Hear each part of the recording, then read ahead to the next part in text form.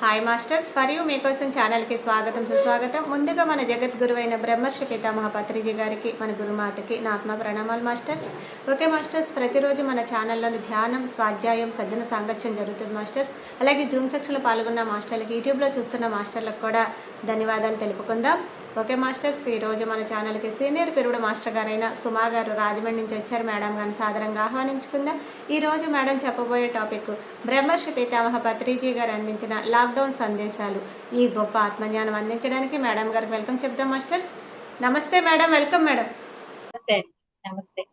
ముందుగా మనందరి గురువు అయినటువంటి బ్రహ్మర్షి పితామహ పత్రిజీకి నా హృదయపూర్వక ఆత్మ ప్రణామాలు తెలియజేస్తున్నాను. అలాగే ఈరోజు నాకు ఈ అవకాశాన్ని అందించిన పర్యూ ఛానల్ సరిత మేడంకి, ఈరోజు ఈ జ్ఞానాన్ని అందుకోవడానికి ఇచ్చేసిన ధ్యాన మిత్రులందరికీ కూడా నా యొక్క ఆత్మ ప్రణామాలు తెలియజేస్తున్నాను. 5 minutes మెడిటేషన్ చేస్తున్నాను. కళ్ళు మూసుకుని రిలాక్స్ అవ్వండి. శ్వాస మీద ధ్యాస. మీ శ్వాసే మీకు గురువు. Completely relax yourself.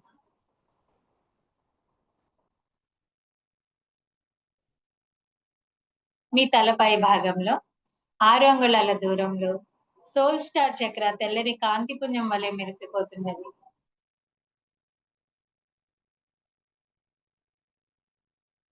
మీ తలపైన ఒక తెల్లని బాల్ ని విజువలైజ్ చేసుకోండి.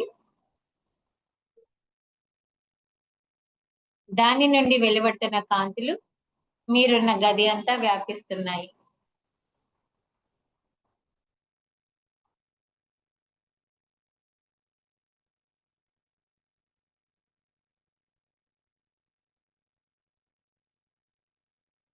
సోల్ స్టార్ చక్రాన్ని గమనిస్తూ సోల్ ఇన్వొకేషన్ చెప్పుకుందాం.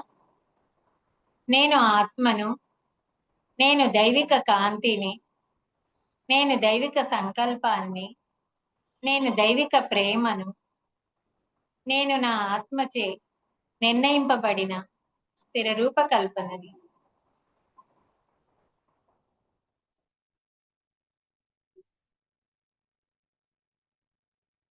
ఈ మీటింగ్ లో మనమంతా ఒక సర్కిల్లో నిలబడి ఉన్నాం. మనందరి సోల్ స్టార్ చక్ర తెల్లని కాంతి పుంజంతో కలపబడుతున్నది. అలాగే మనందరి సోల్ స్టార్ చక్ర ఆ మూల చైతన్యానికి కలపబడుతున్నది.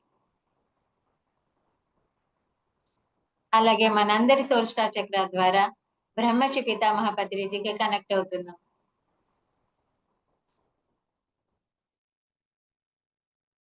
మూల చైతన్యం నుండి వెలువడుతున్న కాంతులు, ఇంద్రధనస్సుపు వర్ణపు కాంతులు మనందరి మీదుగా ప్రవహిస్తూ భూమధ్య భాగంలోనికి చేరుతోంది.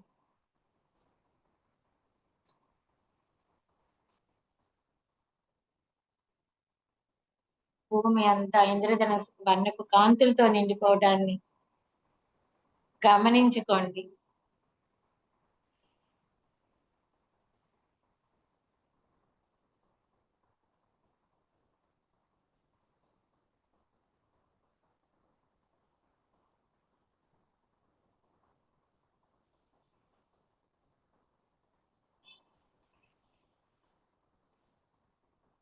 అలాగే సెయింట్ జర్మన్ వైలెట్ ఫ్లేమ్ ని మనందరి మీదుగా ఆహ్వానించుకుందాం. వైలెట్ కలర్ కాంతి దాని యొక్క ప్రాథమిక మూలం నుండి వెలువడుతోంది. వెలువడి మనందరి మీదుగా ప్రవహిస్తోంది.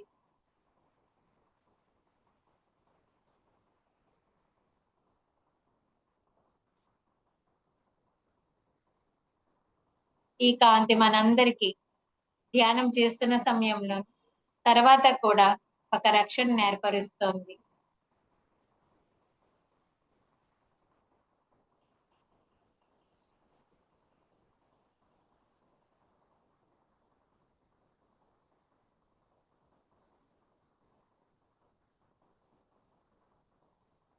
నెమ్మదిగా మీకు అనిపించినప్పుడు మీ 2 చేతులు తీసి మీ కళ్ళ మీద ఉంచుకోండి.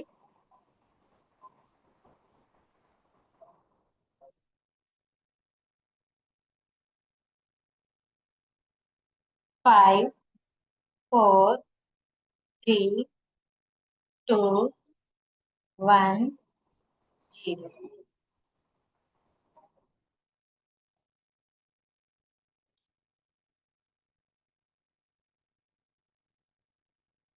ఓకే అండి. తర్వాత చాప్టర్ అభ్యాస వైరాగ్యాల గురించి తెలుసుకుందాం. మనిషి ఆకలి 2 రకాలు. భౌతికమైనది, ఆధ్యాత్మికమైనది. భౌతిక ఆకలి ఆహారం ద్వారా సంతృప్తి పడుతుంది. ఆధ్యాత్మిక ఆకలి నలుగురితో కలవడం ద్వారా సంతృప్తి పడుతుంది. అదే అభ్యాసం. ధ్యానంలో నీ గురించి నీవు తెలుసుకోవడమే వైరాగ్యం. ఈ విధంగా నీ గురించి, అందరి గురించి తెలుసుకుంటే జీవితం నల్లేరు మీద నడక వలె ఉంటుంది.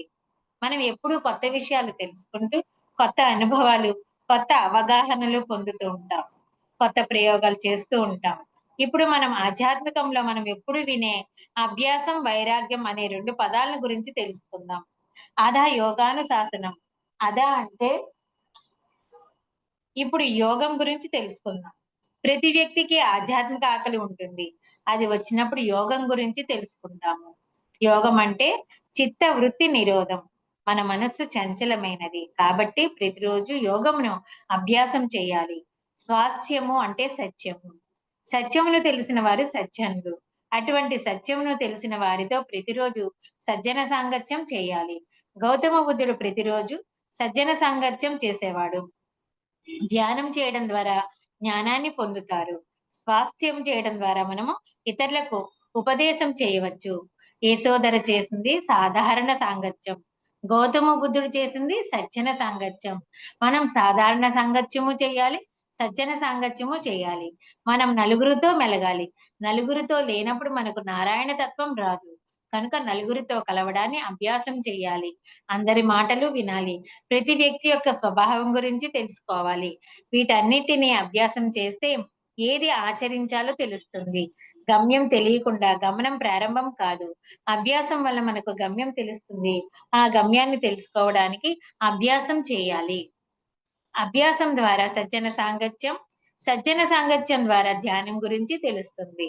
సత్యము గురించి తెలుసుకున్నవాడు శివుడు. శ్వాస మీద ధ్యాస పెట్టు. నీ గురించి నీవు తెలుసుకో. ఇదే వైరాగ్యం అంటే.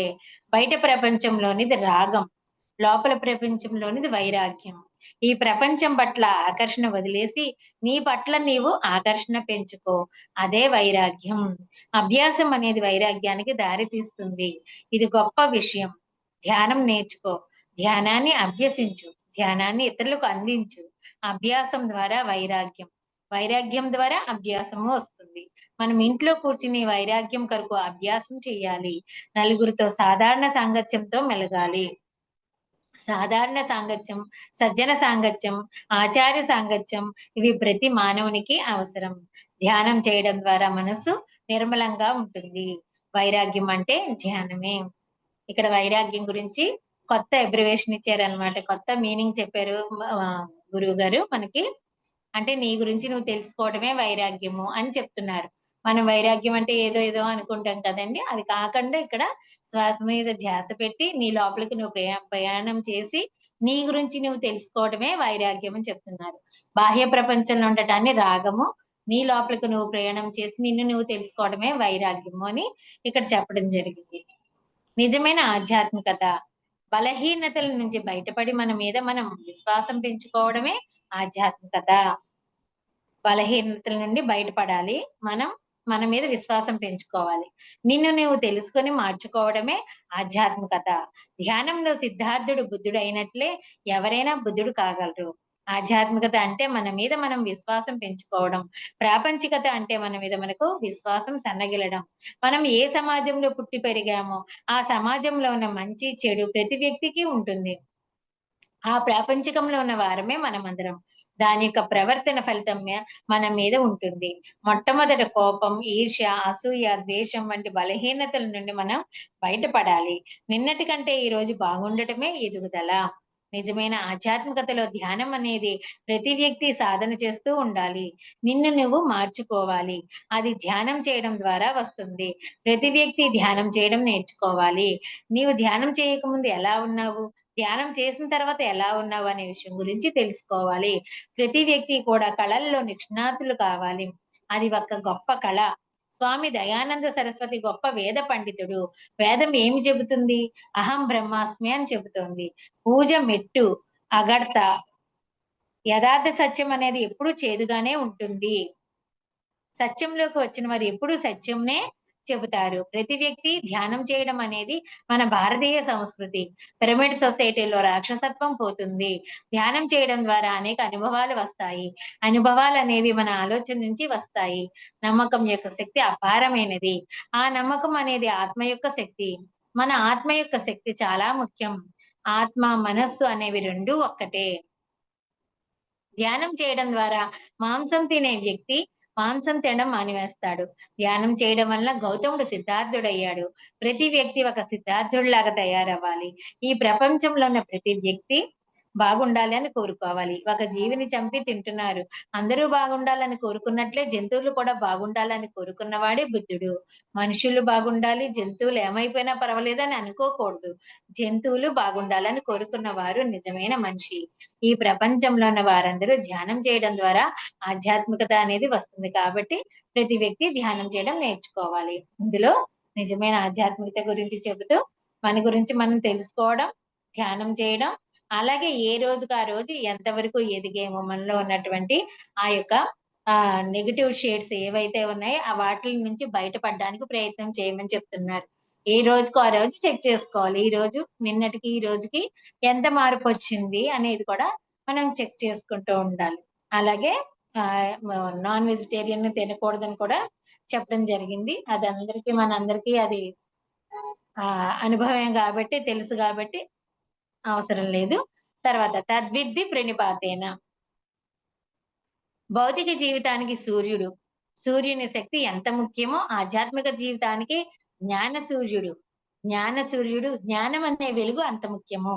అంటే భౌతికానికి సూర్యుడు అవసరమే, ఎలాగైతే అవసరమో ఆధ్యాత్మిక జీవితానికి జ్ఞాన సూర్యుడు అవసరమని చెప్తున్నారు. కనుక ప్రతి క్షణం జీవితాంతం సత్యంతో అనుసంధానం కలిగి ఉండాలి. ఆ సత్యాన్ని, ఆత్మ సత్యాన్ని గురువులకు వినయంతో సేవ చేసి తెలుసుకోవాలి. ఆ పైన దానిలో జీవించాలి. మనం ప్రతిరోజు సూర్యునితో ఏ విధంగా కలయిక లేదా అనుసంధానం కలిగి ఉంటామో అదే విధంగా ప్రతిరోజు సత్యంతో అనుసంధానం కలిగి ఉండాలి. ప్రతి క్షణం సత్యోదయం. జీవితమంతా సత్యంతో అనుసంధానం. సత్యం అంటే ఏమిటి? వేద భాషలో ఆ సత్యానికి పేరు తత్, అంటే తెలుగులో అది అని అర్థం. భారతీయ వేదాంత వాగ్మయంలో తత్ అనేది ప్రముఖ స్థానం కలిగి ఉన్నది. ఆ తత్ అంటే నీవే, ఆ సూర్యుడివి నీవే అంటుంది. నీ శరీరమే తత్. నీవు మరణించిన తర్వాత నీ శరీరానికి కళ్ళు ఉంటాయి కానీ అవి చూడలేవు. అయితే అవి చూసేదే తత్. వేద వాగ్మయంలో తత్వమసి అని ఉంటుంది. అంటే నేను అయి ఉన్నాను అని అర్థం. అహం బ్రహ్మాస్మి అంటే నేను సత్యాన్ని, సత్య పదార్థాన్ని, నేను అదే అయి ఉన్నాను, నీవు అదే అయి ఉన్నావు అని అర్థము. ఇంకా స్పష్టంగా చెప్పాలంటే అయం ఆత్మ బ్రహ్మ. ఆత్మ అనగా భౌతికంగా అర్థంలో చూసుకునేది. ఆత్మ అనేది పరబ్రహ్మ. ప్రజ్ఞానం పరబ్రహ్మ. ఈ పరబ్రహ్మాన్ని తెలుసుకోవడమే ప్రజ్ఞానం. నేను ఆత్మ బ్రహ్మ అని తెలుసుకోవడమే ప్రజ్ఞానం. కంటికి కనిపించే చరాచరమంతా కూడా బ్రహ్మమే. తత్వమసి, అహం బ్రహ్మాస్మి, అయమాత్మ బ్రహ్మ, ప్రజ్ఞానం బ్రహ్మ. ఈ నాలుగింటిని వేద మహావాక్యాలు అంటారు.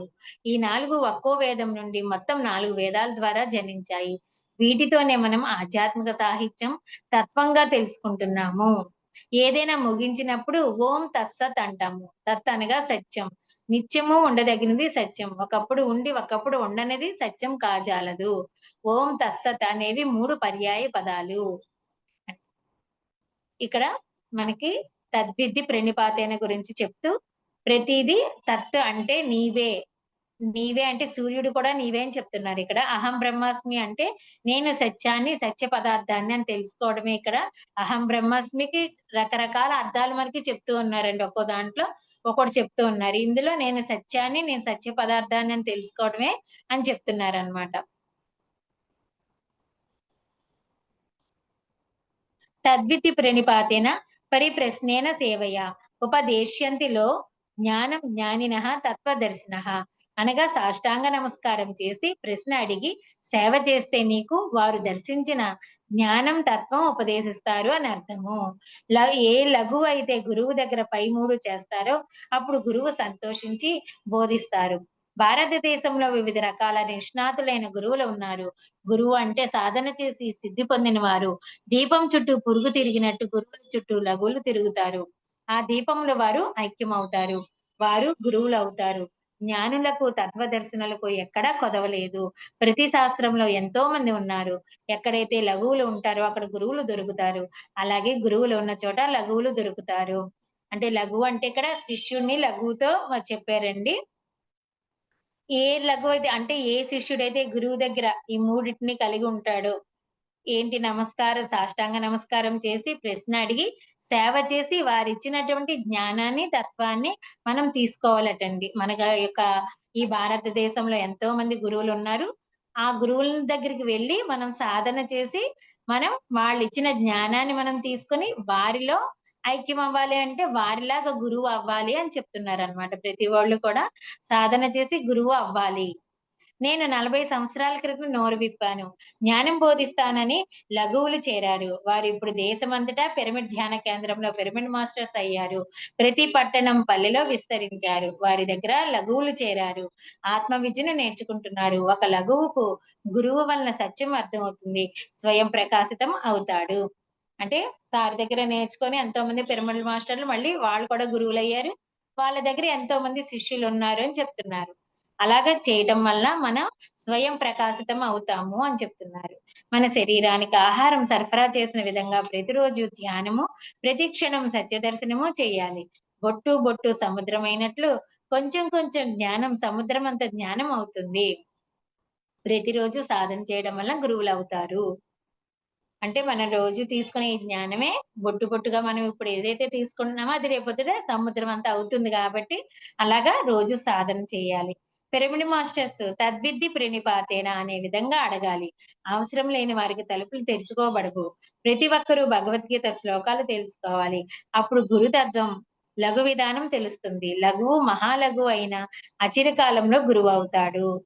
పరిప్రశ్నేన సేవయ విధానంలో జ్ఞానాన్ని సంపాదించుకుంటే అంటే ప్రశ్నలు అడిగి సేవ చేసి మనం ఆ జ్ఞానాన్ని తెలుసుకుంటే కనుక పిల్లలు పెద్దలైనట్లు లఘువులు గురువులు అవుతారు. శిష్యులు గురువులు అవుతారు అని చెప్తున్నారు. అనగనగా మతిశయిల్లుచునుండు తినగ తినగ వేము తీయనుండు అని చెబుతూనే వింటూనే ఉండాలి. ప్రతిరోజు ఉదయించే సూర్యప్రకాశంలో ప్రాపంచిక జీవితము, సత్య ప్రకాశంలో ఆధ్యాత్మిక జీవితము ఉండాలి. శరీరం అనిత్యం, ఆత్మ సత్యం. ఆ సత్యాన్ని తద్విద్ది పరిప్రశ్నేన సేవయ ద్వారా తెలుసుకోవాలి. ఇది లఘువు యొక్క విధి విధానం తెలుపుతుంది. గురువు చెప్పడానికి ఎప్పుడూ సిద్ధంగా ఉంటాడు. కానీ లఘువు పాత్ర శుభ్రంగా ఉండాలి. అప్పుడే జ్ఞానం సిద్ధిస్తుంది అని చెప్తున్నారు. అంటే గురువు ఎప్పుడు చెప్తూనే ఉంటాడు. మనం శిష్యులుగా ఉన్నటువంటి మనం ఎప్పుడు కూడా శుభ్రంగా ఉండాలి. అంటే మన జ్ఞానం తీసుకోవడానికి అంత మన యొక్క అంతరంగాన్ని శుభ్రం చేసుకోవాలని చెప్తున్నారు. మనం లోపలనేది ఈ పాత్ర శుభ్రంగా ఉంటే కదా మనం తీసుకునే ఆ జ్ఞానం అనేది అక్కడ చక్కగా ఇముడుతుంది. దాన్ని ఏ విధంగా తీసుకోవాలో మనం తీసుకోగలుగుతాము. ఆ విధంగా మన లోపల పాత్ర అనేది శుభ్రంగా ఉండాలి అని చెప్తున్నారు. దైవం అంతటా అన్నిటా ఉంది. సృష్టి సర్వస్వము దైవమయమే. మనం సర్వస్వంలోని భాగాలమే. అంటే దైవ పదార్థాలమే. మరి మనం వేరే ఎవరిని పూజించాలి? మనలో విరాజిల్లే ఆ దివ్య ప్రశాంతత, కాంతులను ధ్యానంతో గుర్తించి ఆ విధంగా జీవించాలి. మనలో ఉన్నటువంటి ఆ ప్రశాంతతని మనం ధ్యానం ద్వారానే గుర్తించగలుగుతామండి. అందుకని మనం కూడా దైవ పదార్థాలమే అని మనకు తెలుసు. కానీ మనలో ఉన్న ఆ యొక్క దైవత్వం అనేది మనం కోల్పోయాం. ఏ విధంగా ఈ మాయా ప్రపంచంలో పడి మనలో ఇప్పటికీ ఉంది దివ్యత్వం. అది వెలికి తెచ్చుకోవడానికి ధ్యానమే సాధన మనకి. మనం పూజ ఎందుకు చేయకూడదు అంటే మనమే దేవుళ్ళం కాబట్టి. మనం దేవుళ్ళం కాదు. వేరే ఎవరో గొప్పవారే దేవుళ్ళు అనుకుంటాం. అందుకే స్వామి దయానంద సరస్వతి పూజ మెట్టు కాదు అగడత అన్నారు. అంటే అది నిన్ను ఇంకా అజ్ఞానంలోనికి పడేస్తుంది అని అర్థము. అందరూ ఒక్కటే. పూజ మనల్ని మనం తక్కువ చేసుకునే విధానం. పూజ అనేది నిన్ను నిర్వీర్యం చేస్తుంది. నీవు ఎవరినైతే పూజిస్తావో ఆ దేవుడివి నీవే. ఆ చెట్టు దేవుడే, ఆ పువ్వులు దేవుడే. మనం చెట్లకున్న పువ్వులన్నీ కోసేసి వాటిని సూదితో గుచ్చి దండగా మార్చి దేవుడికి వేస్తాం. అది ఎంత పాపం. ఉత్తర గీతలో శ్రీకృష్ణుడు కోటి పూజలు ఒక స్తోత్రంతో సమానం. కోటి స్తోత్రాలు ఒక జపంతో సమానం. కోటి జపాలు ఒక ధ్యానానికి సమానం. కోటి ధ్యానాలు ఒక లయానికి సమానమని చెప్పాడు. నీవు కోటి ధ్యానాలు చేస్తే లయం వస్తుంది. నీవు నీలో లయం అవుతావు. నీ అజ్ఞానం నీ సుజ్ఞానంలో లయం అవుతుంది. నీ రజోగుణం, నీ తమో గుణం, నీ సాత్వికంలో లయం అవుతుంది. మనకి ఉత్తర గీత అనేటువంటి ఆ ఒక అది ఉంది కదండి, ఒక గ్రంథం ఉంది. అందులో శ్రీకృష్ణుడు చెప్పాడు మనకి, కోటి పూజలు ఒక స్తోత్రము, కోటి స్తోత్రాలు ఒక జపము, కోటి జపాలు ఒక ధ్యానము, అలాగే కోటి ధ్యానాలు ఒక లయము. లయం అంటే మనలో మనమే లయమైపోవడం అన్నమాట. ఈ నీలో ఉన్న ఆ అజ్ఞానం సుజ్ఞానంలో లయమైపోతుంది. అలాగే నీలో ఉన్న రజో తమో గుణాలు నీ యొక్క సాత్విక గుణంలో లయమైపోతాయి అని చెప్తున్నాడు. అంటే ఇదంతా కూడా మనం చేసే ధ్యానం వల్లనే జరుగుతుంది. నీ నిర్గుణంలో లయమవుతావు. ఎంతో ధ్యానం చేస్తేనే గాని లయం కాలేము. మనం ప్రపంచంలో మాయలో లయమవుతాము. కానీ శివుడు తనలో తాను లయమవుతాడు. నీవు బాధలో ఉన్నప్పుడు మాయలో లయమవుతావు. నీవు సంతోషంలో ఉన్నప్పుడు నీలో నీవు లయమవుతావు. అంటే మనం ఈ ప్రపంచం అనే మాయలో లయమైపోతున్నాం గానీ, ఏ విధంగా అయితే శివుడు తనలో తాను లయమవుతున్నాడో అలా అవ్వటానికి మనం ధ్యానం చేయాలి. మనకు సోమరితనము, రజోగుణము ఉండకూడదు. రజోగుణం అంటే అన్నీ నాకే తెలుసు అనే గుణం ఉన్నవారు. వీటికి మనం దూరంగా ఉండాలి.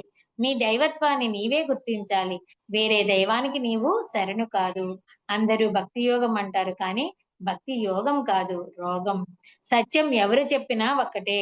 బుద్ధుడు హిందూ దేశంలోనే పుట్టాడు కానీ పూజలు చేశాడా? పూజ నిన్ను తక్కువ చేస్తుంది. ధ్యానం నిన్ను ఎక్కువ చేస్తుంది. వెంకటేశ్వర స్వామిని వందల సంవత్సరాల నుండి ధ్యానం చేస్తున్నావు.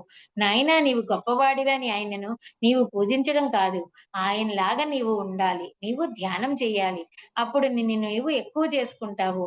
మన పిఎస్ఎస్ఎం పూజలకు విరుద్ధము. మనము పూజ చేయడం కాదు. ఏ స్వామినైతే పూజ చేస్తున్నామో ఆ స్వామి నుండి నేర్చుకోవాల్సింది నేర్చుకోవాలి. ఏ విధంగా అయితే వాళ్ళు ధ్యానం చేసి ఆ స్థితికి వచ్చారో మనము కూడా ధ్యానం చేసి మనలో ఉన్నటువంటి చైతన్యాన్ని పెంచుకొని వారి వారిలాగా మనం తయారవ్వాలని చెప్తున్నారు. ఈ జన్మలో సరిగా జీవించకపోతే మళ్ళీ మళ్ళీ పుడుతూనే ఉంటావు. పైలోకంలో సమయమే లేదు. ఈ లోకంలో ఒక జన్మ, పై లోకంలో ఒక క్షణం. నీవు ఎన్ని జన్మలైనా తీసుకో. నిన్ను నీవు తెలుసుకో. సృష్టికి తొందర లేదు.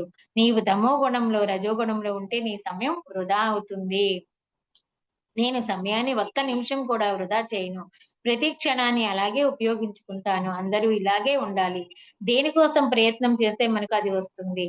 దేనికోసం ప్రయత్నం చేయమో మనకు అది ఎప్పటికీ రాదు. దేవుని రాజ్యంలో ఆవేశం ఎక్కడా లేదు. అంధకారం అంతకన్నా లేదు. ఎవరి ఇష్టం వారిది. ఏదో ఒక రోజు మనిషిలో మార్పు వస్తుంది. పైలోక వాసులు తదాస్తు దేవతలు నీ ఇష్టం వచ్చినట్లు చేయనైనా అంటారు. మనం చేసేది చూస్తూ ఉంటారు. ఒక జన్మలో నీవు సన్మార్గంలో నడవకపోతే మళ్ళీ జన్మలో సన్మార్గంలో నడవడానికి పుడుతూనే ఉంటావు. సో ఇక్కడ మనం ఎప్పటికైనా సరే నీవు తమో గుణం, రజోగుణంలోంచి సాత్విక గుణంలోనికి రావాలి. వచ్చి అవన్నీ సాధించేదాకా నువ్వు అలా మళ్ళీ పుడుతూనే ఉంటావు. నువ్వు ఒక రోజు లేట్ అయినా సృష్టికేం తొందర లేదు. నిన్ను నువ్వు మార్చుకో. నిన్ను నువ్వు ఉన్నతంగా మార్చుకోమని ఇక్కడ చెప్పడం జరిగింది. ఆధ్యాత్మికత అంటే దైవ సామ్రాజ్యంలోనికి ప్రవేశించటం. ఉనికిలో 5 రకాల సామ్రాజ్యాలు. అవేంటంటే ఖనిజ, వృక్ష, జంతు, మానవ, దివ్య సామ్రాజ్యాలు ఉన్నాయి. దైవ సామ్రాజ్యాల్లో కనిపించేవి కొన్ని ఉంటే, కనపడనివి ఎన్నో ఉన్నాయి. మనిషికి మనస్సుతో పాటు బుద్ధి ఉంటే దైవ సామ్రాజ్యంలో ప్రవేశించి ధర్మయుతుడిగా జీవిస్తాడు. పరమాత్మునిగా ఎదుగుతాడు. దానికి మార్గం ధ్యాన సాధన, బోధనలు మాత్రమే. మనం దైవ సామ్రాజ్యంలోనికి వెళ్ళాలి అంటే ధర్మయుతుడిగా ఉంటూ ధ్యాన సాధన బోధనలు చేసుకుంటూ మనం దైవ సామ్రాజ్యంలోనికి ప్రవేశించాలి. మనం 5గురం. 5 విషయాలం.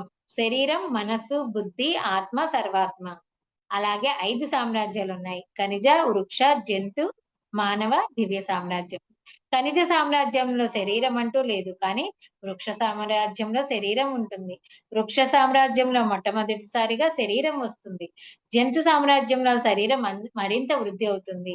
జంతు సామ్రాజ్యంలో శరీరంతో పాటు మనస్సు కూడా ఉంటుంది. వృక్ష సామ్రాజ్యంలో స్వల్ప మనస్సు మాత్రమే ఉంటుంది.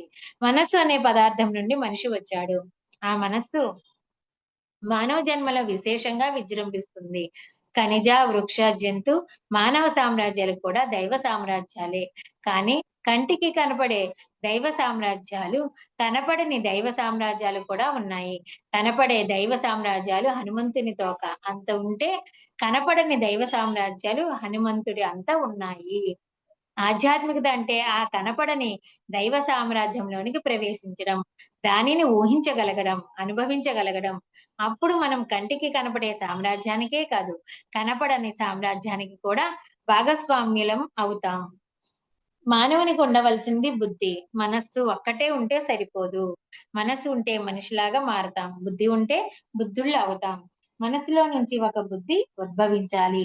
ఆ బుద్ధి నిన్ను ఆ కనపడని దైవ సామ్రాజ్యంలోనికి తీసుకువెళ్తుంది. ఆ బుద్ధి మనస్సుకు, ఆత్మకు మధ్యలో ఉంటుంది. మానవుల్లో బుద్ధి ఉంటే ధర్మయుతులుగా, బుద్ధి లేకపోతే అధర్మయుతులుగా ఉంటారు.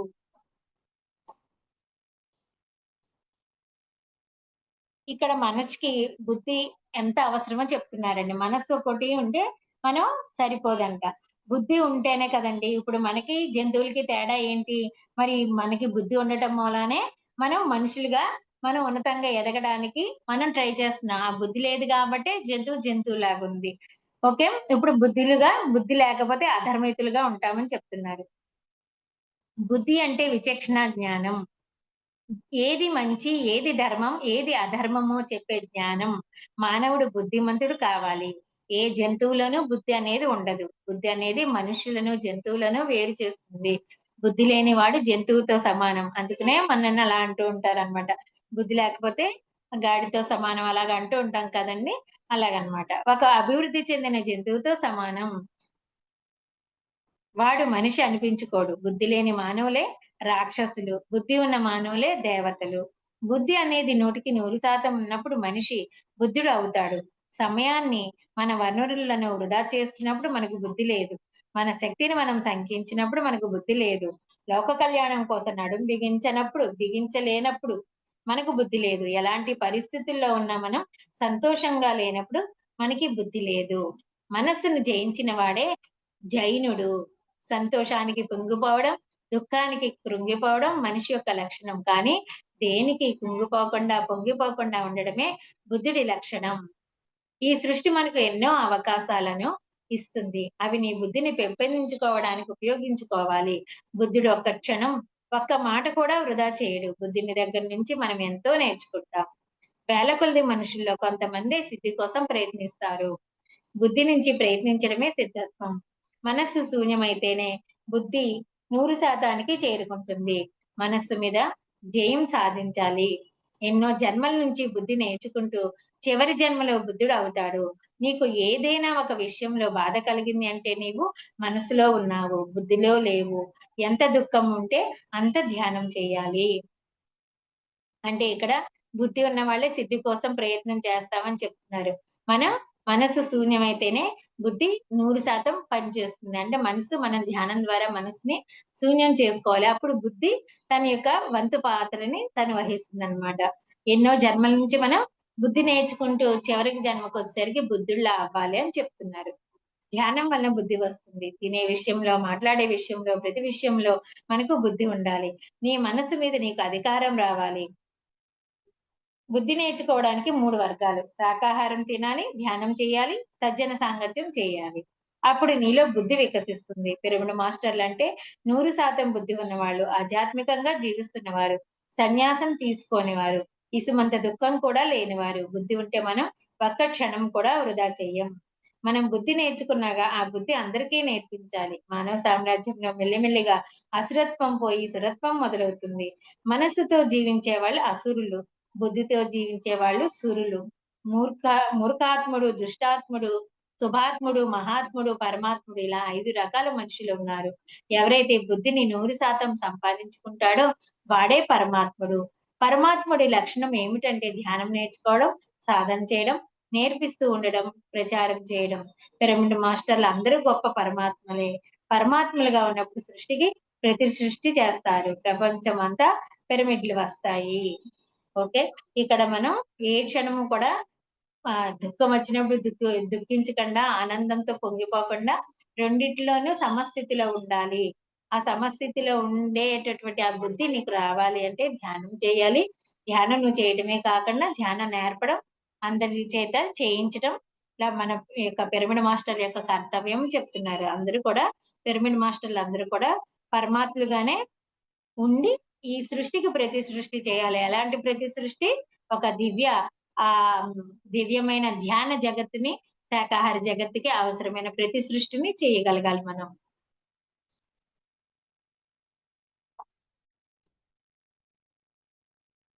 మనం మానవ జీవిత అనుభవాలను పొందటానికి వచ్చిన దేవుళ్ళం. జీవితం ఎంతో అద్భుతమైనది. ప్రతి జన్మ అపురూపమే. దివిలోని దైవాలమే అపూర్వ అనుభూతుల కోసం మన మానవ శరీరం ధరించి వచ్చాము. మన యొక్క ప్రతి జన్మ కూడా అపురూపమేటండి. మనము ఈ దివిలోని ఈ యొక్క అనుభూతుల్ని పొందడం కోసమే మానవ శరీరం ధరించి వచ్చామని చెప్తున్నారు. ఒక దుఃఖంలోని, బాధలోని, అవమానంలోని, నష్టంలోని అనుభూతిని ఆస్వాదిద్దాం అనుకొని ఇక్కడికి వచ్చి తీరా దాన్ని అనుభవించేటప్పుడు ఆ విషయం మరిచిపోయి నిరాశ నిస్పృహలకు గురయ్యి మన సహజ ఆనంద తత్వాన్ని కోల్పోతున్నాము. ఇవన్నీ మనం ఫేస్ చేద్దామనే వచ్చాము. కానీ ఇక్కడికి వచ్చాక మళ్ళా అయన్నీ మర్చిపోయి నాకే ఎందుకు ఈ కష్టాలు అని చెప్పేసి మనం నిరాశ నిస్పృహలకు లోనవుతాం. ధ్యానం చేస్తేనే ఆధ్యాత్మికతలోకి ప్రవేశిస్తేనే మళ్ళీ మన దివ్యత్వం గుర్తిస్తాం. ఆనందంగా జీవిస్తాం. అందుకనే కదండీ మనం ధ్యానం చేసి మన దివ్యత్వాన్ని గుర్తించాలని అనుకుంటున్నాం. ఎందుకంటే ఆనందంగా జీవించాలి అంటే మళ్ళా మన దివ్యత్వం రావాలి. మనం సరియైన మనుషుల అనుభవాలను సంపాదించడం కోసం ఈ మనుష్య జన్మలోనికి వచ్చాం. మనం కేవలం మనుషులం కాము. మనం ఆధ్యాత్మికులం. మానవ అనుభవాలను సంపాదించుకోవడం కోసం మనం ఇక్కడ ఉన్నాం. మనం దేవుళ్ళం. ఈ మనుష్య జీవితం ఆస్వాదించడం కోసం మనం ఇక్కడికి వచ్చాం. చాకలివాడు అందరి బట్టలు ఉతికి చక్కగా శుభ్రం చేస్తాడు. దేవుడికి కూడా చాకలివాడి జీవితం నచ్చి దేవుడి ఆ జన్మలోకి ప్రవేశిస్తాడు. ఏనుగు, పావురం, కాకి ఇలా ఏ జన్మ రుచి చూద్దామనుకుంటాడో అలా పుడతాడు. ప్రతి జీవితం గొప్పదే. ఈ విషయం తెలుసుకోని వాడు అనాధ్యాత్మికుడు. జీవితం తీసుకోబోయే ఆత్మకు ప్రతి జన్మ కూడా ఒక గొప్ప బహుమానం. ఇది తెలుసుకోవడమే ఆధ్యాత్మికత. కొంతమంది రామ మందిరం కట్టించుకోవడమే ఆధ్యాత్మికత అనుకుంటారు. కానీ బరువులు మోసే గాడిద బ్రతుకు, బట్టలు ఉతికే చాకలి బతుకు కూడా గొప్ప బ్రతుకులే. ప్రతి ఒక్కరి జీవితము గొప్పదే. శిల్పకళ, సంగీత కళ ఇలా అన్ని కళలు గొప్పవే. స్త్రీ జీవితం చాలా గొప్పది. పిల్లల్ని పుట్టిస్తుంది. ఈ సృష్టిలో ఇంతకన్నా గొప్ప జీవితం ఎక్కడుంటుంది? పుట్టక ముందు, పుట్టిన తర్వాత అందరూ దేవుళ్ళే.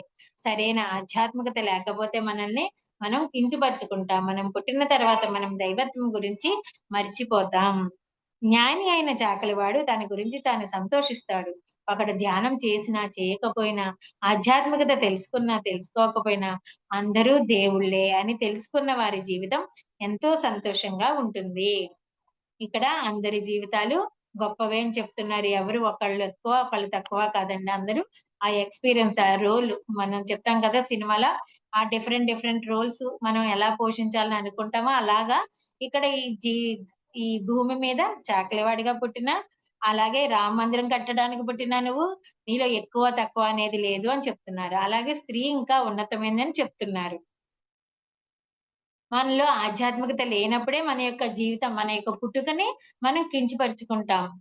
మనం ఎందుకంటే ఆధ్యాత్మిక జ్ఞానం లేనప్పుడే కదండీ మనల్ని మనం కించపరచుకోవడం జరుగుతుంది. జ్ఞాని అయిన చాకలివాడు తన గురించి తాను సంతోషిస్తాడు. ఒకడు ధ్యానం చేసినా, చేయకపోయినా, ఆధ్యాత్మికత తెలుసుకున్నా, తెలుసుకోకపోయినా అందరూ దేవుళ్ళే. ఇది సత్యం అన్నమాటండి. ప్రతి ప్రాణి అనుభవాలను పొందడానికే ఈ జన్మలోనికి ప్రవేశిస్తాడు. కానీ మనం కోడిని, మేకను, చేపను చంపేసి వాటి అనుభవాలను వాటి తెలుసుకోకుండా మనము అడ్డుపడుతున్నాము. అలాగా అహింసా మార్గంలో నడవద్దు. మానవ అనుభవాలను తెలుసుకోవడం కోసం మనం మానవ శరీరంలో ప్రవేశించాము. ఒక పులి ఒక మేకను తింటే అది సహజం. అదే మానవుడు తింటే అది అసహజం. నీవు దేవుడివి. మానవ జన్మ ఎత్తావు. మానవుల్లా జీవించు. మనం సాహసయాత్రను చేయడానికి వచ్చాము. ఎక్కడ చూచినా దైవత్వమే ఉంది. ఈ విషయం మనం తెలుసుకోవాలి. చనిపోయిన మేకను తిను. నీవేమీ నష్టపోవు. నీ జీవితంలో నీవు సర్వస్వతంత్రుడివి. కానీ పక్క ప్రాణి జీవితం హరించే హక్కు నీకు లేదు. నీ జీవితాన్ని ఇంకొకరు హరించడానికి వీలు లేదు. మరి వేరొకరి జీవితం నీవెలా హరిస్తావు? కోడి, మేక ఇలా అన్ని జీవితాలు గొప్పవే. ఒకసారి షిరిడీ మహాయజ్ఞంలో ప్రతిరోజు ఒక కుక్క వచ్చేది. అందరూ కుక్కను చీ పో అనేవారు. కానీ అక్కడికి వచ్చింది కుక్క కాదు. షిరిడి సాయిబాబా అనే కుక్క రూపంలో యజ్ఞంలో పాల్గొనడానికి వచ్చాడు. ఆ వారం 10 రోజులు బాబా కుక్క రూపంలో అక్కడే ఉన్నారు. ఏ జీవినైనా నీవు దరిద్రంగా చూస్తే నీ అంత దరిద్రుడు ఎక్కడా లేడు. నీవు ఆధ్యాత్మికుడవు కానే కాదు. లోకమంతా సుఖంగా జీవించడమే ఆధ్యాత్మికత. కలిసి ఉంటే కలదు సుఖం.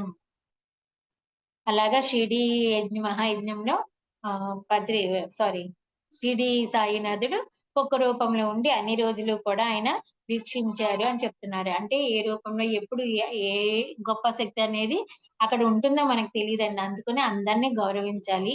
అన్ని జన్మలు కూడా ఉన్నతమైనవే. మూడో కన్ను అక్కర్లేదు. గత జన్మ చూడనక్కర్లేదు. మోక్షం పొందనక్కర్లేదు. అహింస చేయకుండా జీవించు చాలు. నీవు ఏ పని చేస్తావో దానినే ధ్యానం చేసి ఆ పనిని చేసి చూడు. ఇంకా గొప్పగా చేయగలవు. నేనొక భగవంతుడిని. మానవ జన్మ ఎలా ఉంటుందో చూడడానికి ఈ శరీరంలోనికి వచ్చాను అని అందరూ తెలుసుకోవాలి. అలా అనుకున్నప్పుడు నీవు ఇంకా చక్కగా అన్ని నీ యొక్క కర్తవ్యం నువ్వు సక్సెస్‌ఫుల్ గా చేయగలుగుతావు. నువ్వు ఒక భగవంతుడివని నువ్వు ఎప్పుడైతే నీ సత్యాన్ని నీవు తెలుసుకుంటావో. అలాగే నీవు మానవుడి వలె పుట్టావు. మంచి మానవుని వలె తయారు కావాలంటే ధ్యానం చేయాలి. కర్మలో కౌశల్యం కోసం నీవు ధ్యానం చేయాలి. ఒక జన్మలో రాజుగా, మరొక జన్మలో రాజుకు సేవకుడుగానే ఉండొచ్చు. అంత మాత్రాన నీ స్థితి దిగజారిపోయిందని కాదు. నీవు మానవునిలా పుట్టినప్పుడు నీకు ధ్యానం అవసరం. నీవు పురుషోత్తముడివే కానీ నీవు యోగి కావాలంటే ధ్యానం చేయవలసిందే. రమణ మహర్షి తన వద్దకు ఎవరు వచ్చినా నిన్ను నువ్వు తెలుసుకో నాయనా అని చెప్పేవారు. నీవు దేవుడివి, నీవు ఆత్మ పదార్థం అని తెలుసుకో. నీవు తప్పులు చేస్తే మానవ జన్మ ఎత్తడానికి పైనున్న వారు ఎవరూ ఒప్పుకోరు. మానవ జన్మకు నీకు అర్హత ఉండదు. పిఎస్ఎస్ఎం ఏం చెప్తుందంటే మనమంతా దేవుళ్ళమే. మానవ జన్మ ఎత్తాం, శాంతిగా జీవిద్దాం. చేసే కర్మలో కౌశల్యం లభించేలా కౌశల్యం సంపాదిద్దాం. సో మన పిఎస్ఎస్ఎం గురించి మనందరం దేవుళ్ళమే అని చెప్తూనే ఉన్నారు. అలాగే రమణ మహర్షి నిన్ను నువ్వు తెలుసుకొని ఆయనని పదే పదే చెప్పడం మనకు తెలుసు కదండి. నీవు ఆత్మ పదార్థం అని తెలుసుకొని పదే పదే ఆయన ఏదైతే సత్యాన్ని తెలుసుకున్నారో అది మనకు అందియడం జరిగింది. అలాగా మనం కూడా మన యొక్క ఆత్మ పదార్థం అని తెలుసుకోవడం ఎంతో ఇంపార్టెంట్. ఇక్కడ జ్ఞానానందగిరి స్వామితో పత్రి సార్ ఇంటర్వ్యూ ఇచ్చారండి.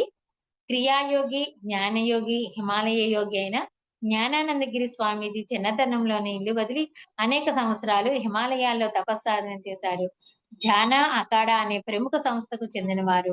తమ గురువు ఆదేశం ప్రకారం దక్షిణ భారతదేశంలో తమ జన్మస్థలం తెలంగాణ ఉమ్మడి పాలమూరు జిల్లా గోవిందరాయపల్లి సమీపంలో ఆశ్రమం నిర్మించుకుని ఆసక్తి కలిగిన వారికి క్రియాయోగ దీక్షను ఇస్తుంటారు.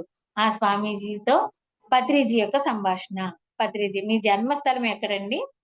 జ్ఞానానందగిరి స్వామి. ఉమ్మడి పాలమూరు జిల్లా గోవిందరాయపాలెంలో నేను జన్మ తీసుకున్నాను. నేను 12వ ఏటే ఇల్లు వదిలేశాను. నేను 6వ ఏటే వీరబ్రహ్మేంద్ర స్వామి వారి పుస్తకం చదువుతూ ధ్యానం చేసేవాడిని. నేను దీనిని అభివృద్ధి చేసుకోవడానికి హిమాలయాలకు వెళ్ళాను. నేను విదేశీయులను చూసి ఎంతో స్ఫూర్తి పొందాను.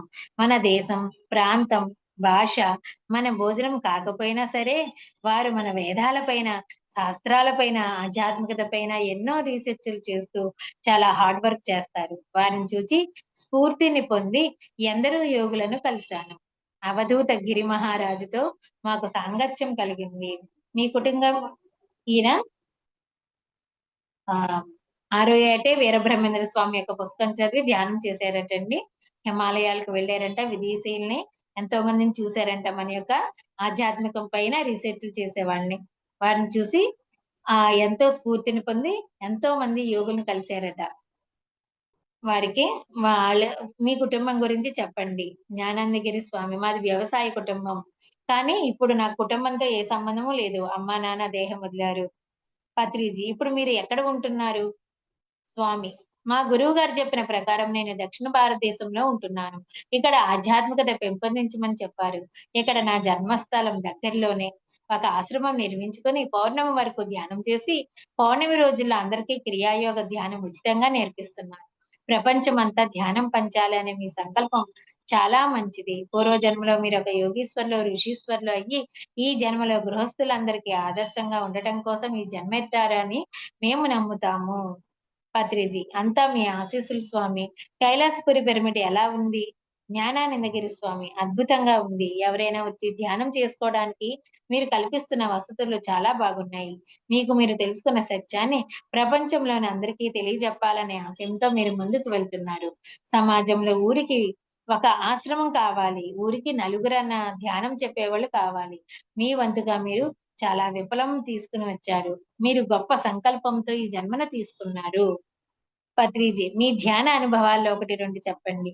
స్వామీజీ, నాకు చిన్నప్పటి నుండి ధ్యానం అలవాటు. చిన్నప్పుడు ఎటువంటి ఆలోచనలు ఉండవు గాబట్టి ధ్యానం చక్కగా ఇముడుతుంది. ధ్యానం చేస్తూ ఒక ప్రశాంత స్థితికి వెళ్ళాను. దీనిని ఇంకా శాస్త్రీయంగా తెలుసుకోవాలని ప్రయాణం చేస్తూ, నా గురువు వద్ద క్రియాయోగం చేస్తూ, ఒక 3 సంవత్సరాలు మౌన ధ్యానం చేస్తూ తపస్సు చేశాను. విచారణ ధ్యానం గురించి రమణ మహర్షి, భక్తి జ్ఞానం గురించి రామకృష్ణ పరమహంస, యోగ జ్ఞానం గురించి వివేకానంద చెప్పారు. అంటే విచారణ ధ్యానం గురించి రమణ మహర్షి అటండి. భక్తి జ్ఞానం రామకృష్ణ పరమహంస, యోగ జ్ఞానం వివేకానంద. ఈ 3 ధ్యానాలు క్రియాయోగంలో ఉంటాయి. ధ్యానాన్ని రుచి చూసాక ఇంకా వదలలేరు. ఎవరితోనైనా మాట్లాడితే మనం ఆనందం కోల్పోతాం. ఓంకారం దర్శించిన తర్వాత ఎంతో తన్మయత్వం కలిగింది. పత్రిజీ, నాద బిందు కళ అంటే ఏమిటి? స్వామీజీ, నాద అంటే లోపల పుట్టే నాదమే. అది అనాహత నాదం అంటారు. కుండలిని శక్తి అనాహత చక్రంలోనికి వచ్చినప్పుడు ఓంకార నాదం పుడుతుంది. అక్కడ ప్రాణం, అపానం 2 లయం అయిపోతాయి.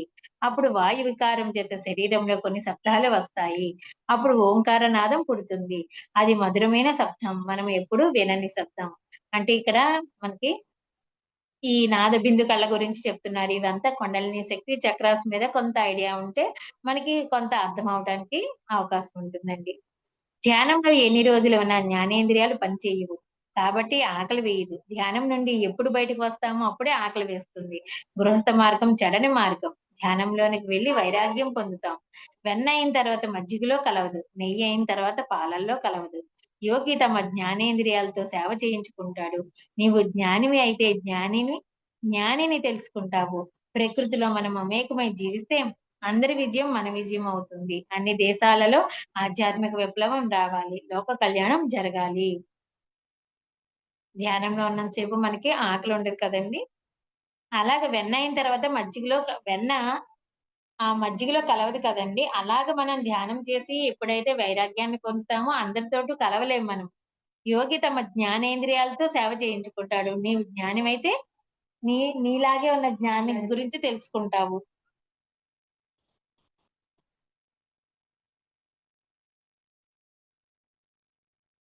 అలాగే లోక కళ్యాణమే పిఎస్ఎస్ఎం లక్ష్యం. ధ్యానం ద్వారా ఆరోగ్యం, ఆనందం, మనశ్శాంతి, ఆత్మ స్వరూపులమని తెలుసుకోవడం సంభవిస్తుంది. ధ్యాన బోధ, ధ్యాన ప్రచారాల ద్వారా ప్రజలందరినీ ఆనంద మార్గంలో ప్రయాణించేటట్లు చేస్తున్నారు ప్రవీణ్ మాస్టర్లు. తద్వారా అందరూ ఆనందోల్లాసాలతో జీవించగలరు. ఆ ఆనందమయ ప్రపంచ సృష్టియే లోక కళ్యాణం. 1990లో కర్నూలు స్పిరిచువల్ సొసైటీ ఆవిర్భావంతో బిఎస్ఎస్ఎం ప్రారంభమైంది. ఈ 30 సంవత్సరాల్లో ఎంతో ప్రగతి సాధించింది. ప్రపంచమంతా వ్యాపించింది. మనమంతా దివి వచ్చిన దేవుళ్ళం. పిరమిడ్ మాస్టర్లందరూ ధ్యాన బోధ, ధ్యాన ప్రసారం కోసమే పైనుండి దిగివచ్చారు. ధ్యానం జబ్బుల బారిన పడకుండా చేస్తుంది. ధ్యానం ధ్యానం చేస్తూ ఉంటే అది స్వంత కళ్యాణం. ధ్యాన ప్రచారం చేస్తూ ఉంటే అది లోక కళ్యాణం. ధ్యానం చేసేవారే సంతోషంగా ఉంటారు. మన మాటలు విని నేర్చుకునేవారు, ఆనందించేవారు చాలా మంది ఉన్నారు. ఒక చెరువులో రాయి వేస్తే దాని అలలు అలా సాగుతూనే ఉంటాయి. అలాగే పిఎస్ఎస్ఎం వారి మాటలు కూడా అంతే. రాయి వేయకపోతే చెరువులో అలలు ఉండవు కదా! మనం చెప్పకపోతే ప్రజలకు ఆధ్యాత్మికత ఎలా తెలుస్తుంది? మార్పు అనేది సహజం. మనం చెప్పకపోయినా మారతారు కానీ మనం చెప్పడం వల్ల ఇంకొంచెం త్వరగా తెలుసుకుంటారు. ఒక మనిషి ఇంకొక మనిషికి సహాయం చేయడం వల్ల ఇంకాస్త త్వరగా ఎదుగుతాడు. పిఎస్ఎస్ఎం వారి శ్రమ వలన, శ్రద్ధ వలన ప్రపంచమంతా ఇంకో 10 సంవత్సరాల్లో ఆనందమయం, ఆరోగ్యమయం అయిపోతుంది. ఎవరి వంతు వారు కృషి చేయాలి. బొట్టు బొట్టు కలిస్తేనే కదా సాగరం అయ్యేది. ప్రవీణ్ మాస్టర్లు అందరూ తమ వంతు ప్రయత్నం తాము చేస్తున్నారు. ఇంతమంది కలిసి పగలనక రాత్రనక కృషి చేస్తుంటే లోక కళ్యాణం జరగకుండా ఎలా ఉంటుంది? మన భావనలో మనం ఏది పటిష్టం చేసుకుంటే అది భూలోకంలో వ్యక్తమవుతుంది. లోక కళ్యాణం కోసం ఏది కావాలనుకుంటున్నామో అది ఖచ్చితంగా చేస్తాము. మనం ఎలా కోరుకుంటే అలాగే జరుగుతుంది. 24 గంటలు ఇంటర్నేషనల్ యోగా దినోత్సవం జరుపుకోవాలనుకున్నాము. అంతర్జాతీయ యోగా దినోత్సవం నాడు అనేక మంది మాస్టర్లు చాలా దేశాల నుండి తమ యొక్క సందేశాన్ని అందించారు. ఎంతో మంది సంగీతజ్ఞులు మనకు సంగీతం అందించారు. ఆ సంగీతంలో మనం ధ్యానం చేశాము. ఆ 24 గంటల్లో 12 గంటలు మనం ధ్యానం చేశాము. మనం ఇంకో 12 గంటలు సజ్జన సాంగత్యం, ఆచార సాంగత్యం చేశాము. కర్నూలు కాస్మిక్ వ్యాలీలో యేసుక్రీస్తు పిరమిడ్ నిర్మాణం జరుగుతోంది. తమిళనాడులో ఇంకొక కొత్త పిరమిడ్ మొదలైంది. లెక్కలేనన్ని జూమ్ క్లాసులు జరుగుతున్నాయి. రాయపూర్, ముంబై నుండి కూడా పిరమిడ్ మాస్టర్లందరూ డిజిటల్ టెక్నాలజీని చక్కగా ఉపయోగించుకుంటున్నారు. ఎంతో మంది సజ్జన సాంగత్యం చేస్తున్నారు. బెంగుళూరులో మనం 4 రోజులు డిజిటల్‌గా బుద్ధ పూర్ణిమ జరుపుకున్నాం. 2020 సంవత్సరం భూమండలానికి ఎంతో గొప్ప మార్పు సమయం. ఈ సంవత్సరమంతా మన వాళ్ళు ఇంట్లోనే కూర్చొని ధ్యానం చేసి, సజ్జన సాంగత్యం చేసి ఎంతో శక్తిమంతులయ్యారు. వైరస్ ఉన్నా లేకపోయినా మన పీఎంఎస్ ఛానల్ కార్యక్రమాలు డిజిటల్‌గా అందరికీ చేరుతాయి. పీఎంసీ ద్వారా అందరూ ధ్యానం గురించి తెలుసుకుంటారు. శాకాహారులు అవుతారు. ఆధ్యాత్మికతను నేర్చుకుంటారు. పిరమిడ్ మాస్టర్లు అందరికీ ఆదర్శ పురుషులు. సంసారంలో నిర్వాణం మన ప్రత్యేకత. ఇంకో 10 ఏళ్లలో ఏ జంతువు చంపబడదు. ఏ పక్షి పంజరంలో ఉండదు. ప్రపంచానికంతా మోక్షం. పెను ఉద్యమాలు వస్తున్నాయి. భూమిని దివిగా మార్చబోతున్నాయి. నిత్య ధ్యానం ద్వారా మనకు ఎన్నో అతీత శక్తులు లభిస్తాయి. మనం ఇతర నక్షత్ర వాసులతో సంపర్కం చేస్తాము. ప్రపంచంలో ప్రతి ఒక్కరూ కూడా పిరమిడ్ మాస్టర్ అవుతారు. భూమిపై మనం ఎప్పుడు చూడని ఒక బంగారు లోకాన్ని ప్రతిష్ఠించుకున్నాము. ప్రపంచమంతా ఒక గొప్ప నందనవనం అవుతుంది. అందరూ నూరేళ్లు బతుకుతారు. మనమంతా దిగివచ్చిన దేవుళ్ళం. మన లోక కళ్యాణ కార్యక్రమాల వలన మనం కొంచెం ఎదిగి వెళ్తున్నాము. అలాగే ఆస్తికులు, నాస్తికులు. జ్ఞానం 2 విధాలు. ఇహలోక జ్ఞానం, పరలోక జ్ఞానం అని చెప్పుకున్నప్పటికీ, వాస్తవానికి పరలోక జ్ఞానమే జ్ఞానము. జ్ఞాని ఎల్లప్పుడూ ఆనందంగా ఉంటాడు. దేనికి విచారించడు. సమదృష్టితో ఉంటాడు. సుఖదుఖాలను, మానవమానాలను, ముఖ్యంగా జనన మరణాలను ఒకే విధంగా స్వీకరించేవాడే జ్ఞాని. ఎప్పుడు కూడా మనం ఇది గుర్తుంచుకోవాల్సిన పిరమిడ్ మాస్టర్లందరూ ఎల్లవేళలా గుర్తుంచుకోవాల్సిన సత్యం ఏంటంటే, సుఖదుఖాలను, మానవమానాలను కూడా ఒకే స్థితిలో, ఒకే సమస్థితిలో స్వీకరించడం అనేది జరగాలి. అప్పుడే మనం జ్ఞాని అనేటువంటి స్థితికి రావడం జరుగుతుంది.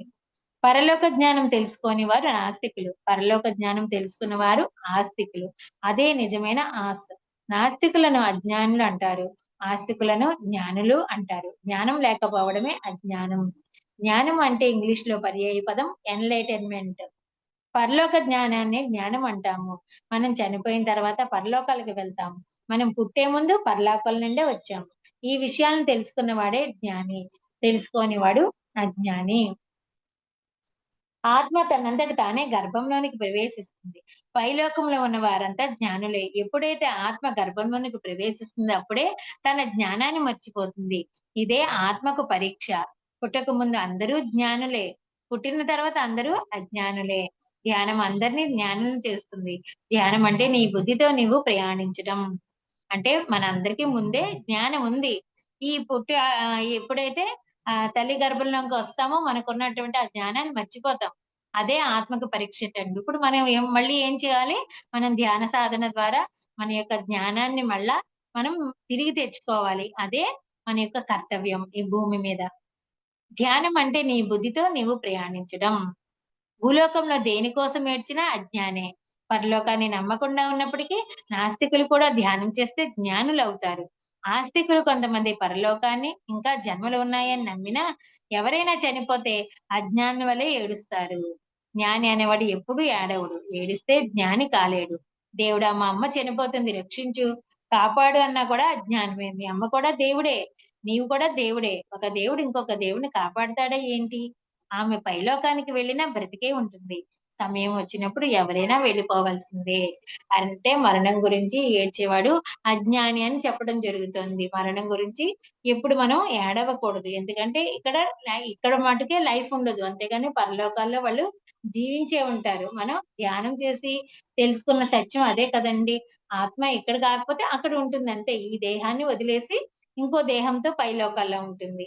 సో, ఆ సత్యం నువ్వు తెలుసు గాబట్టి జ్ఞాని వలె ఉండాలి. మా గురువుగారు సదానంద యోగి ఒకసారి నన్ను పిలిచి, "నేను వెళ్ళవలసిన సమయం వచ్చేసింది. నాకు సమాధి సిద్ధం చెయ్యి నాయనా" అని చెప్పారు. నేను అలాగే గురూజీ అని చెప్పాను.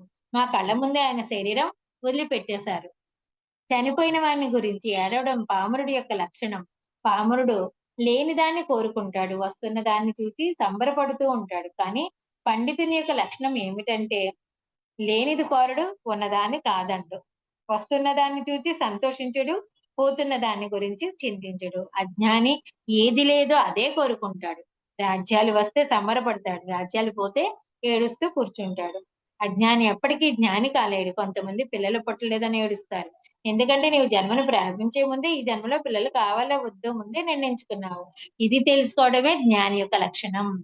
విద్య వినయం సంపాదించుకున్న ఒక బ్రాహ్మణుడు ఒక ఆవు, కుక్క, ఏనుగు పట్ల కూడా సమానంగా ఉంటాడు.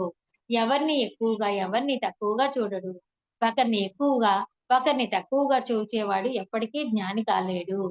నీవు మరొకరికి ఉపయోగపడాలి అంటే పండితుడిలాగా మారాలి. పండితుని మాట అందరికీ రుచిస్తుంది. పండితుని మాటలు అమృతం. అపండితుడి మాటల విషం వంటిది. పండితుడు కావాలంటే ధ్యానం చేయవలసిందే. ఒకసారి యేసుప్రభు ఇజ్రాయెల్‌లో ఉన్నప్పుడు లాజరు చనిపోతున్నాడు అనే వార్త తెలుస్తుంది. యేసుక్రీస్తు ఆయన చనిపోయిన తర్వాత వెళ్తాడు. అప్పుడు బంధువులందరూ ఇంకొంచెం ముందు వస్తే బాగుండేది అన్నారు. ఇప్పుడు ఏమైంది అని లాజరు లేచి రమ్ము అని పిలవగా లాజరు సమాధిలో నుండి బయటకు వచ్చాడు. దుఃఖం ఉంటే అజ్ఞాని, దుఃఖం లేకపోతే జ్ఞాని. ఎన్ని జన్మలు తీసుకుంటే తాను జ్ఞానం సంపాదించుకుంటాడో అన్ని జన్మలు పొందవలసిందే. పిఎస్ఎస్ఎంలో అందరూ జ్ఞానులు, సుజ్ఞానులే. ఆ పండితులకు, అజ్ఞానులకు పిఎస్ఎస్ఎంలో చోటు లేదు. జ్ఞానం వల్లనే ముక్తి వస్తుంది. నేనే అన్ని చోట్ల ఉన్నాను అని తెలుసుకోవడమే ప్రజ్ఞానం. ప్రజ్ఞానం బ్రహ్మ. ప్రతి అజ్ఞాని అనేక జన్మలు తీసుకొని సుజ్ఞాని అవుతాడు. మనం తీసుకునే జన్మలన్నీ కూడా మనం జ్ఞానిగా మారటానికే కదండి. సుజ్ఞాని అంటే సరి అయినటువంటి జ్ఞానం తీసుకోవడానికి మనం ఇన్ని జన్మలు తీసుకుంటున్నాం అన్నమాట. ఈ రోజు మనం ఈ ధ్యానాన్ని పొందడం ద్వారా మనం ఉన్నతమైన జ్ఞానాన్ని తీసుకుంటూ ముందుకు వెళ్తున్నాం. ఎప్పుడు సమస్థితిలో ఉండటం అనేది ముఖ్యమని ఈ రోజు పదే పదే మనకి తెలియజేయటం జరిగిందండి పత్రి సారు. అన్నిటిని సుఖదుఖాల్ని అన్నిటిని కూడా సమంగా స్వీకరించాలి. అది జ్ఞానిలాగా. పిరమిడ్ మాస్టర్ అంటేనే జ్ఞాని అని చెప్తున్నారు కదా! సో, అది మనం అక్కడ ఆచరణలో పెట్టి చూపించాలి. అదనమాట. Thank you madam. Thank you so much madam. మరియు మీకోసం మన ఛానల్కి వచ్చి ఎంతో గొప్ప ఆత్మజ్ఞానం అందించిన మాస్టర్లందరికీ, సుమా గారికి, పద్మావతి గారికి ధన్యవాదాలు తెలుపుకుందాం మాస్టర్స్. అలాగే ప్రతినిత్యం మనం ఎరుకతోటి ధ్యానం, స్వాధ్యాయం, సజ్జన సాంగత్యం చేద్దాం మాస్టర్స్. అందరి చేత చేయిద్దాం. ఇంకొక విషయం మాస్టర్స్, అందరికీ వైజాగ్ మెగా పిరమిడ్ రావాలని పత్రిజీ మేడం గారి కోరిక. అందుకని వైజాగ్ మెగా పిరమిడ్ రావాలని మీరందరూ సంకల్ప ధ్యానం చేయాలని నేను మనస్ఫూర్తిగా కోరుకుంటున్నాను మాస్టర్స్. ఇది మేడం గారు ఇచ్చిన మెసేజ్. తప్పకుండా మీరందరూ కూడా సహకరిస్తారని మనస్ఫూర్తిగా కోరుకుంటున్నాను మాస్టర్స్. Thank you masters.